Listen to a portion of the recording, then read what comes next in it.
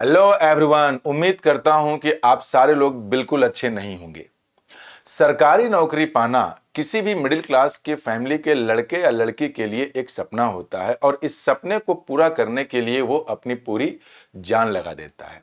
जैसा कि आप सब लोग जान रहे हैं कि एसएससी ने अपने आंसर को रिलीज कर दिया है। ये तो एक अच्छी खबर है, लेकिन वहीं एसएससी ने एक नोटिस डालते हुए इन बच्चों के हाथ पैर को काट दिया कि वो इस आंसर की को अपने पर्पस के लिए, सेल्फ यूज के लिए डाउनलोड तो कर सकते हैं, लेकिन किसी के साथ शेयर नहीं कर सकते।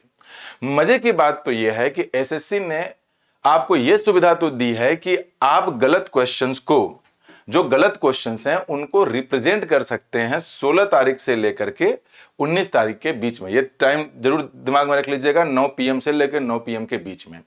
लेकिन मजे की बात यह है कि जब आपने शेयर करने को मना कर दिया तो बच्चा पूछेगा किससे।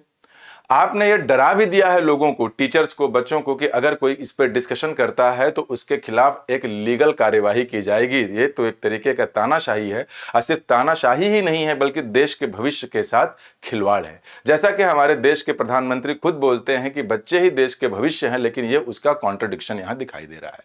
लेकिन डियर स्टूडेंट्स, घबराने की बिल्कुल जरूरत नहीं है।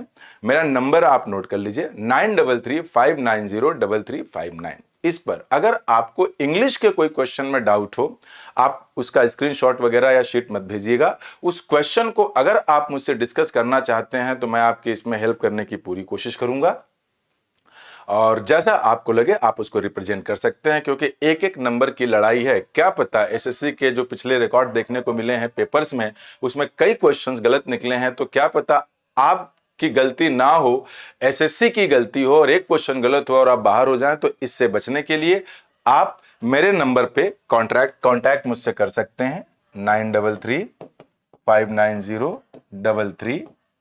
इस पे आप क्वेश्चंस मुझसे भेज करके, टाइप करके भेज दीजिएगा, या फिर शहर प्रयागराज में हो तो आप मुझसे इसे डिस्कशन भी कर सकते हैं। फिर जैसा होगा वैसा किया जाएगा। अच्छा, एक बात और है, इसको रिप्रेजेंट करने के लिए जो चार्जेस पहले 100 रुपए लगते थे उसको हटा करके इन्होंने एक काम तो ठीक किया कि 50 रुपए कर दिया। लेकिन ये भी क्यों करें भाई, ठीक है, उनका अपना कुछ होगा, सब उनकी मनमानी ही चल रही है तो चलने दीजिए। आप अपने क्वेश्चन पे फोकस करिए, जो लगे गलत है एक बार उसे डिस्कशन के लिए मेरे पास भेज दीजिए। Thank you.